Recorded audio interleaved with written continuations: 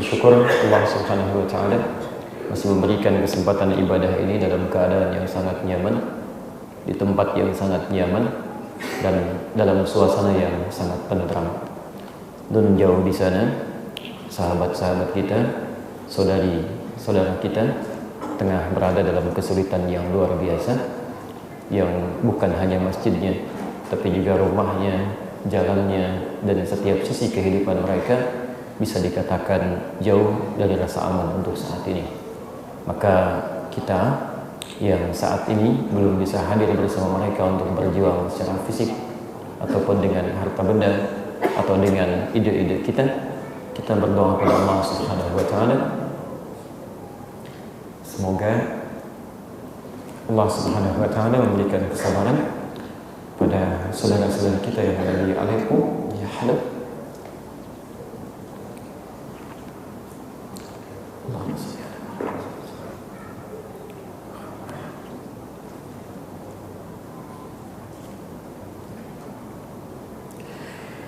Semoga Allah mengampuni kita semua. Semoga mereka berada dalam keadaan syuhada. Allahumma asbirhum. Semoga Allah sabarkan mereka. Dan semoga Allah sentuh orang-orang yang memang diamanahi untuk menolong mereka, agar supaya segera bergerak untuk bisa membuktikan keimanannya pada Allah Subhanahu wa taala. Jangan berharap pada orang-orang yang tidak beriman. Jangan berharap pada orang-orang yang tidak beriman, karena panggilan ini bukan panggilan akal tapi panggilan iman. Jadi jangan sekali-kali jika kita punya persoalan keimanan kita, jangan mengharapkan pada orang-orang bukan beriman, karena mereka bukan sekutu kita, mereka bukan bagian orang-orang yang memikirkan keimanan kita. Tapi sekarang khitab ayat ini berlaku untuk semua orang yang merasa beriman kepada Allah Subhanahu wa taala. Dari kemarin sampai dengan tadi siang saya mendapatkan banyak pertanyaan, di antaranya dengan fatwa yang dimintakan oleh sebagian saudari-saudari kita di Aleppo atau di Halab. Bagaimana hukumnya kami dihadapkan pada dua pilihan, antara membunuh diri kami dengan dihadapkan pada perkosaan yang mungkin kami hadapi dari pasukan-pasukan yang dihadapi itu. Maka saya sampaikan tidak ada pilihan, dan pertanyaan Anda keliru sesungguhnya. Pertanyaan itu seharusnya berlaku bagi kami, apa yang kami lakukan lewat ujian yang telah Allah tampilkan, yang kelihatan oleh mata orang-orang beriman. Apa yang harus dilakukan? Itu sesungguhnya pertanyaan yang sekarang sedang dihadapkan pada kita semua. Maka melalui kesempatan ini saya pun menyeru kepada orang-orang yang diamani oleh Allah Subhanahu wa taala dengan memangku kekuatan. Dan Anda jika merasa sebagai bagian dari orang-orang beriman, ana ukhatibukum ayyuhal mulukud dunya, ana ukhatibukum, wallahi ukhatibukum, antum satus'aluna yawmal qiyamah, satus'aluna yawmal qiyamah, wa ana ashhadu amama rabbil alamin, wa ana sa'aqulu li rabbi antum alladhina qad a'ta rabbul alamin fi aydikum, antum alladhina ikhtara Allah lakum jami'an. Allahul azim, Allahul azim. الآن تخاطبكم آية القرآن الكريم في سورة النساء في آية 75 عندما قال ربنا جل وعلا جل وعلا فما لكم لا تقاتلون في سبيل الله والمستضعفين من الرجال والنساء والولدان الذين يقولون ربنا أخرجنا من هذه القرية الظالم أهلها واجعل لنا من لدنك وليا واجعل لنا من لدنك نصيرا أنتم مختارون أنتم ستسألون يوم القيامة أمام رب العالمين. والله العظيم والله العظيم والله العظيم أنا أشهد أمام رب العالمين بأنكم صائمون بأنكم نائمون. والله العظيم أنتم مختارون اليوم أنتم مختارون. Saya sampaikan kepada raja-raja kecil di dunia, entah dimanapun Anda berada, pemegang kekuasaan, jika Anda masih merasa beriman pada Allah Subhanahu wa taala, sekarang panggilan Allah di Quran surah An-Nisa ayat 75 berlaku bagi Anda. Di sana dihadapkan, Anda tidak ada pilihan.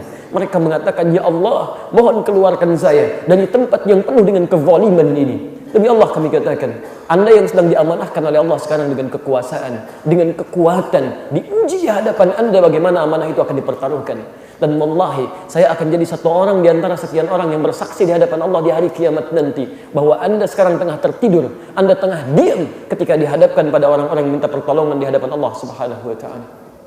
Itu bagian pertama. Dan bagi kita tidak ada pilihan lain barangkali kecuali kita memperbanyak doa kepada Allah Subhanahu wa taala. Mudah-mudahan setidaknya dengan doa yang kita panjatkan, hisab kita diringankan oleh Allah Subhanahu wa taala saat kita tidak berada bersama pada saat-saat ini dengan mereka.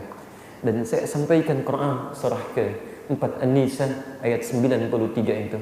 Demi Allah saya katakan, jangan fikirkan orang-orang yang telah melakukan keburukan ini.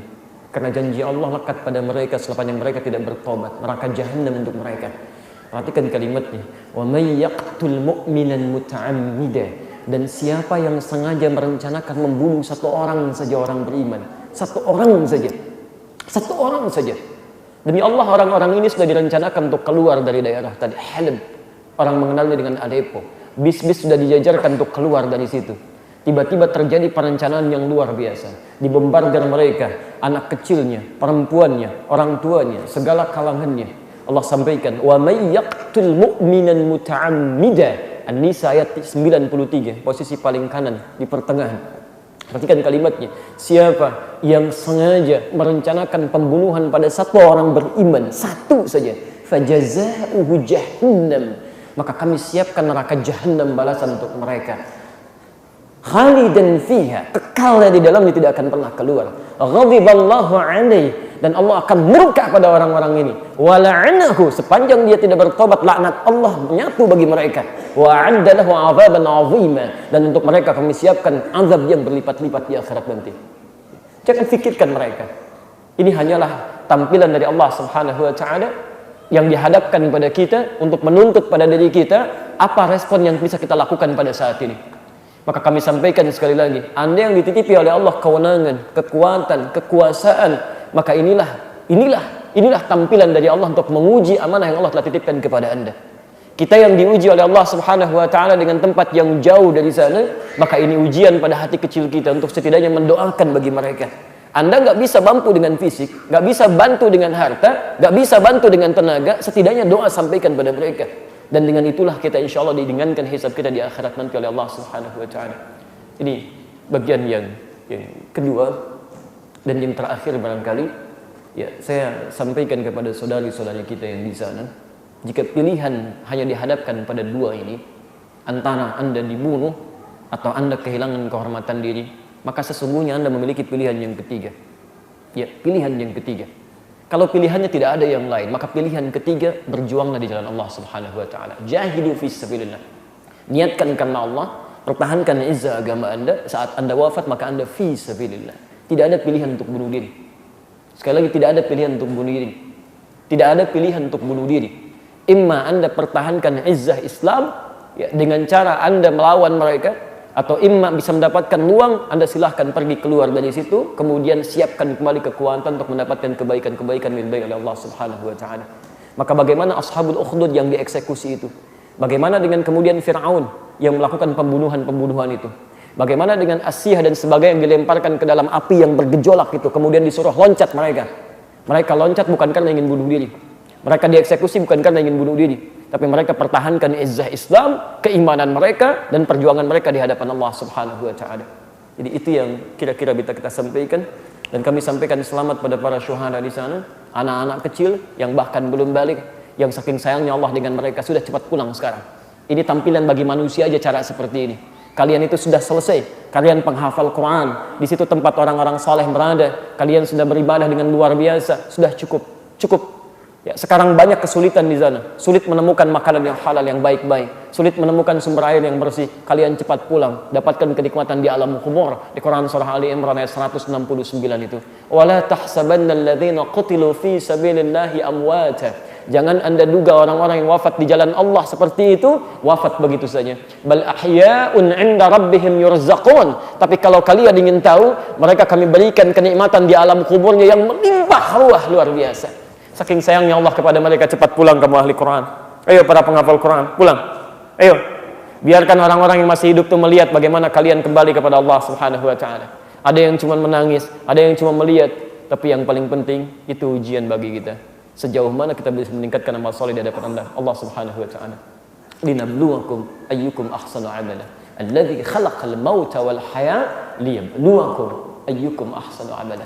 Maka sekarang kita bisa melihat siapa yang munafik, siapa yang cuma diam, siapa yang menolong, siapa yang berdoa. Disitulah panggilan iman kita bisa direspon.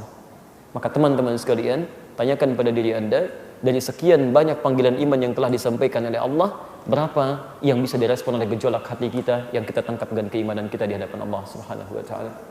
Semoga Allah Subhanahu wa taala sekali lagi mengampuni dosa-dosa kita, meringankan hisab kita, dan insya Allah segera memberikan solusi terbaik untuk teman-teman kita di Aleppo ataupun di tempat lain yang tengah mengalami musibah.